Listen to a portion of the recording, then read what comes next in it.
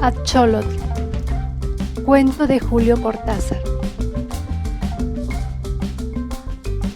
Hubo un tiempo en que yo pensaba mucho en los axolotl. Iba a verlos al acuario del Jardin des Plantes y me quedaba horas mirándolos, observando su inmovilidad, sus oscuros movimientos. Ahora soy un axolotl. El azar me llevó hasta ellos una mañana de primavera, en que París abría su cola de pavo real después de la lenta invernada. Bajé por el boulevard de Port-Royal, tomé Saint-Marcel y l'Hôpital. Vi los verdes entre tanto gris y me acordé de los leones. Era amigo de los leones y las panteras, pero nunca había entrado en el húmedo y oscuro edificio de los acuarios. Dejé mi bicicleta contra las rejas y fui a ver los tulipanes. Los leones estaban feos y tristes, y mi pantera dormía. Opté por los acuarios. Soslayé peces vulgares hasta dar inesperadamente con los axolotl. Me quedé una hora mirándolos y salí incapaz de otra cosa. En la biblioteca Sainte-Geneviève consulté un diccionario y supe que los axolotl son formas larvales, provistas de branquias, de una especie de batracios del género Amblystoma. Que eran mexicanos lo sabía ya por ellos mismos, por sus pequeños rostros rosados aztecas y el cartel en lo alto del acuario. Leí que se han encontrado ejemplares en África, capaces de vivir en tierra durante los periodos de sequía, y que continúan su vida en el agua al llegar la estación de las lluvias. Encontré su nombre español, ajolote, la mención de que son comestibles y que su aceite se usaba, se diría que no se usa más, como el hígado de bacalao. No quise consultar obras especializadas, pero volví al día siguiente al Jardin des Plantes. Empecé a ir todas las mañanas, a veces de mañana y de tarde. El guardián de los acuarios sonreía perplejo al recibir el billete. Me apoyaba en la barra de hierro que bordea los acuarios y me ponía a mirarlos. No hay nada de extraño en esto, porque desde un primer momento comprendí que estábamos vinculados, que algo infinitamente perdido y distante seguía sin embargo uniéndonos. Me había bastado detenerme aquella primera mañana ante el cristal, donde unas burbujas corrían en el agua. Los axolotl se amontonaban en el mezquino y angosto. Solo yo puedo saber cuán angosto y mezquino, piso de piedra y musgo del acuario.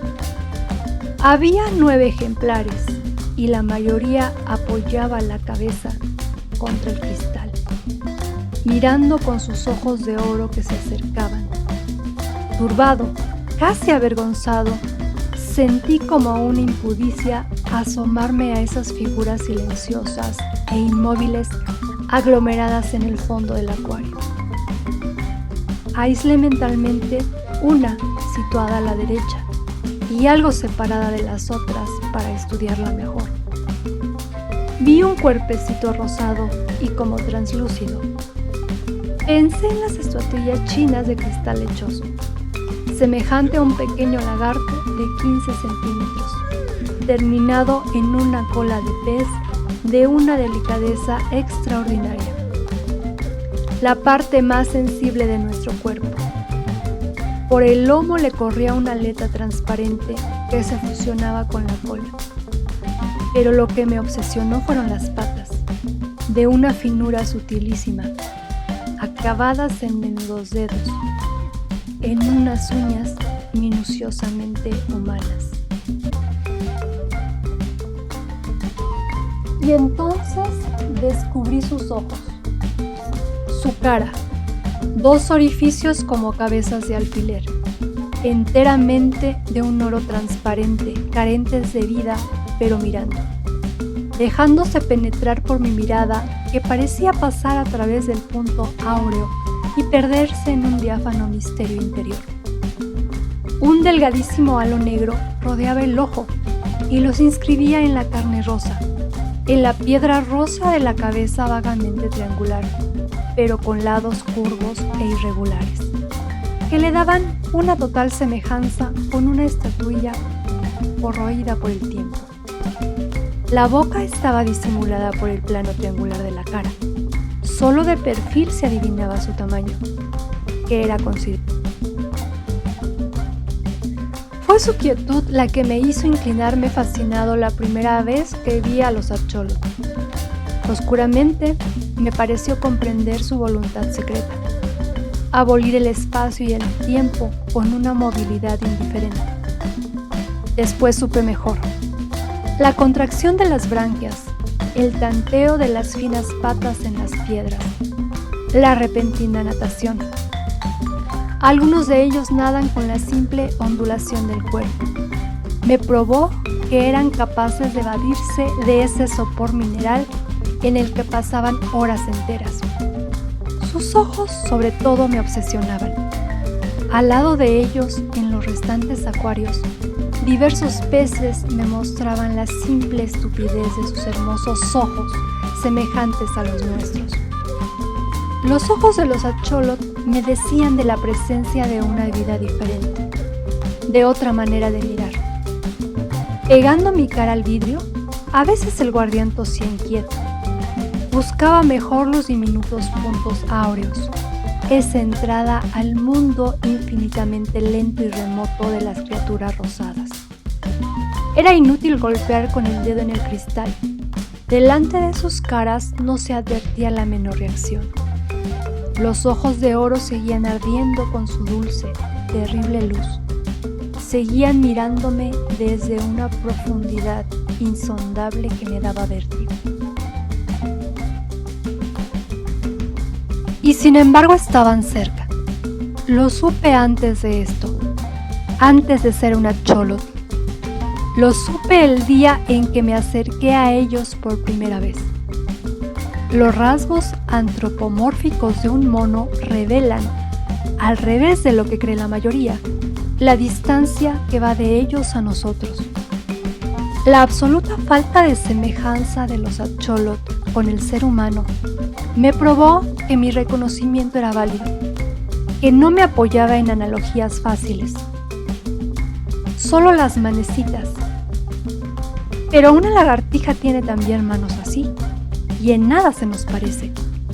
Yo creo que era la cabeza de los Axolotl, esa forma triangular rosada con los ojillos de oro. Eso miraba y eso sabía, eso reclamaba. No eran animales. Parecía fácil, casi obvio, caer en la mitología.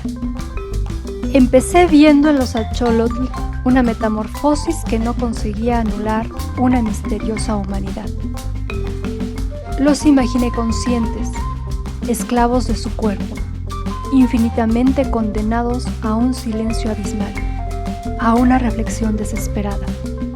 Su mirada ciega, el diminuto disco de oro inexpresivo y sin embargo terriblemente lúcido, me penetraba como un mensaje. ¡Sálvanos! ¡Sálvanos! Me sorprendía musitando palabras de consuelo, transmitiendo pueriles esperanzas. Ellos seguían mirándome inmóviles. De pronto las ramitas rosadas de las branquias se enderezaban. En ese instante yo sentía como un dolor sordo. Tal vez me veían. Captaban mi esfuerzo por penetrar en lo impenetrable de sus vidas. No eran seres humanos, pero en ningún animal había encontrado una relación tan profunda conmigo. Los Axolotl eran como testigos de algo, y a veces como terribles jueces. Me sentía innoble frente a ellos. Había una pureza tan espantosa en esos ojos transparentes. Eran larvas, pero larva quiere decir máscara, y también fantasma. Detrás de esas caras aztecas inexpresivas y sin embargo de una crueldad implacable. ¿Qué imagen esperaba su hora? Les temía. Creo que de no haber sentido la proximidad de otros visitantes y del guardián, no me hubiese atrevido a quedarme solo con ellos. Usted se los come con los ojos, me decía riendo el guardián, que debía suponerme un poco desequilibrado. No se daba cuenta de que eran ellos los que me devoraban lentamente por los ojos en un canibalismo de oro. Lejos del acuario no hacía más que pensar en ellos. Era como si me influyeran a distancia. Llegué a ir todos los días y de noche los imaginaba inmóviles en la oscuridad, adelantando lentamente una mano que de pronto encontraba la de otro. ¿Acaso sus ojos veían en plena noche y el día continuaba para ellos indefinidamente? Los ojos de los Axolotl no tienen párpados. Ahora sé que no hubo nada de extraño, que eso tenía que ocurrir. Cada mañana, al inclinarme sobre el acuario, el reconocimiento era mayor. Sufrían. Cada fibra de mi cuerpo alcanzaba ese sufrimiento amordazado, esa tortura rígida en el fondo del agua. Espiaban algo, un remoto señorío aniquilado, un tiempo de libertad en el que el mundo había sido de los Axolotl. No era posible que una expresión tan terrible, que alcanzaba a vencer la inexpresividad forzada de sus rostros de piedra, no portara un mensaje de dolor, la prueba de esa condena eterna, de ese infierno líquido que padecían. Inútilmente quería probarme que mi propia sensibilidad proyectaba en los Axolotl una conciencia inexistente. Ellos y yo sabíamos. Por eso no hubo nada de extraño en lo que ocurrió. Mi cara estaba pegada al vidrio del acuario. Mis ojos trataban una vez más de penetrar en el misterio de esos ojos de oro sin iris y sin pupila. Veía de muy cerca la cara de un Axolotl inmóvil junto al vidrio. Sin transición, sin sorpresa, vi mi cara contra el vidrio. En vez del Axolotl, vi mi cara contra el vidrio. La vi fuera del acuario. La vi del otro lado del vidrio. Entonces mi cara se apartó y yo comprendí. Solo una cosa era extraña. Seguir pensando como antes, saber, darme cuenta de eso, fue en el primer momento como el horror del enterrado vivo, que despierta su destino. Afuera mi cara volvía a acercarse al vidrio. Veía mi boca de labios apretados por el esfuerzo de comprender a los Axolotl. Yo era un Axolotl y sabía ahora instantáneamente que ninguna comprensión era posible. Él estaba afuera del acuario. Su pensamiento era un pensamiento fuera del acuario. Conociéndolo, siendo el mismo, yo era un Axolotl y estaba en mi mundo. El horror venía, lo supe en el mismo momento, de creerme prisionero en un cuerpo de Axolotl, transmigrado a él con mi pensamiento de hombre, enterrado vivo en un Axolotl, condenado a moverme lúcidamente entre criaturas insensibles. Pero aquello cesó cuando la pata vino a rozarme la cara, cuando moviéndome apenas a un lado vi a un Axolotl junto a mí que me miraba, y supe que también él sabía, sin comunicación posible, pero tan claramente. O yo estaba también en él, o todos nosotros pensábamos como un hombre, incapaces de expresión, limitados al resplandor dorado de nuestros ojos que miraban la cara del hombre pegada al acuario.